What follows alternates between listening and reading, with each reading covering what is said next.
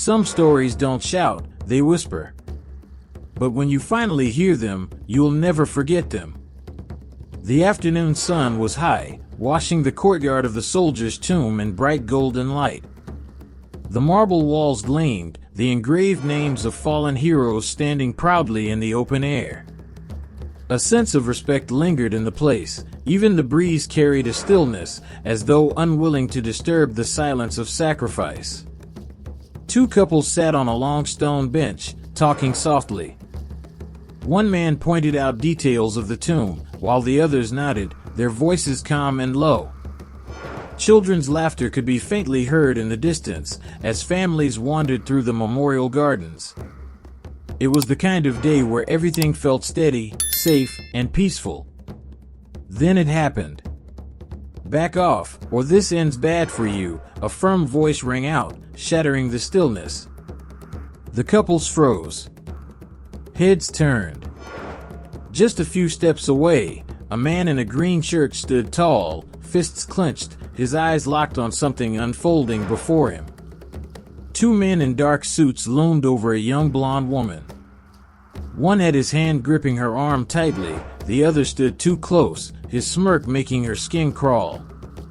She twisted, trying to free herself, but the grip only tightened.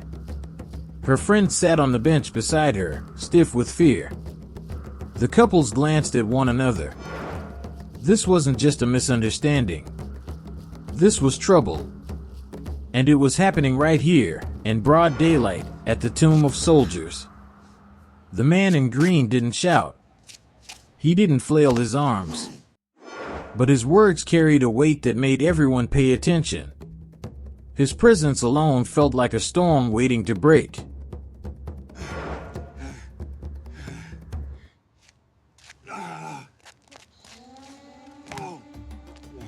Speech balloon. Before we go further, tell me in the comments where you're watching from. I love seeing people from all over the world here. One of the suited men sneered, leaning closer to the trapped woman. "What are you gonna do about it, tough guy? Sit down and mind your own business." His partner chuckled cruelly, tugging on her arm as if daring the stranger to intervene. The woman's lips trembled. Her eyes flicked between them and the man in green, silently pleading for someone to help. The couple sitting nearby shifted uneasily, their knuckles tightening on their laps. But no one dared step in. The man in green stepped forward, slow and deliberate. His boots pressed firmly against the gravel path. The afternoon sun caught his profile, highlighting the intensity in his eyes. He wasn't just another bystander. Something in his stance, his calm, steady movements, carried an authority no ordinary man had. "You've got one chance to let her go," he said, voice even, cold as steel. The laughter faltered. The thugs exchanged a quick glance. For the first time, a flicker of doubt crept across their faces. But arrogance is a dangerous shield. The man gripping her arm yanked harder, making her cry out. "You don't tell us what to do." That was all it took. Like a switch flipping, the calm stranger moved. In a blur, his hand shot forward, gripping the thug's wrist. A sharp twist, bones strained, pain ripped through the attacker's arm, and he dropped the woman instantly with a cry. Gasps erupted from the couples on the bench. The second thug lunged, but the man in green pivoted smoothly, driving his shoulder into the thug's chest with crushing force. The man stumbled back violently, colliding with the marble wall of the tomb. The impact echoed across the courtyard. It was over almost before it began.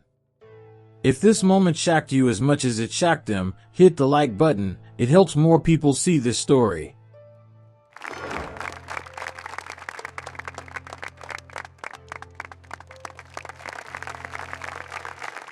15 seconds. That was all it took.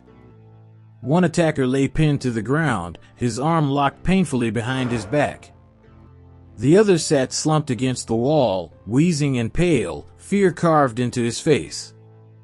The young woman was free, clutching her chest, staring at her rescuer in shock. "Who are you?" one thug hissed through his teeth, his pride shattered.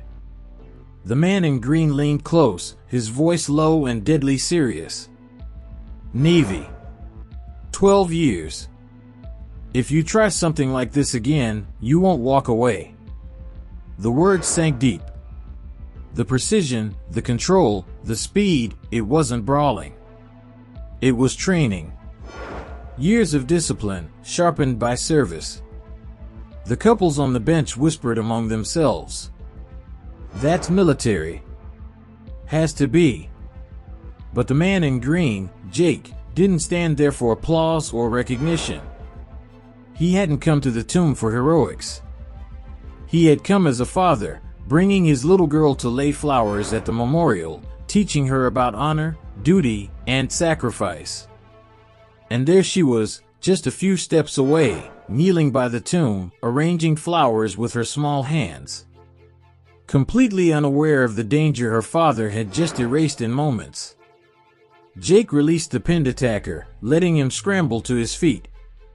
"It's over," he said calmly. The suit staggered away, humiliated and shaken, disappearing through the bright sunlit gates. For a moment, silence lingered. Then, slowly, the applause began. One bench, then another, until the courtyard filled with clapping and murmurs of admiration. Jake didn't smile. He didn't puff his chest. He only walked back to his daughter, who looked up innocently and asked, "Daddy, why is everyone clapping?" Jake knelt beside her, brushing a strand of hair from her forehead. "Because sometimes, sweetheart, you've got to remind bullies they don't win." The couples watched quietly, their respect unspoken but heavy in the air. To them, Jake wasn't just another man in a green shirt. He was a protector, a soldier, a father, someone who carried the spirit of the Navy into every step of civilian life. And on that bright afternoon, in the heart of the soldier's tomb, everyone was reminded. Real strength isn't about shouting. It isn't about showing off. It's about standing firm when others can't.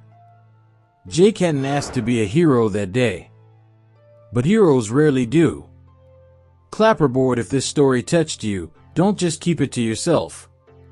Share it with someone who needs the reminder.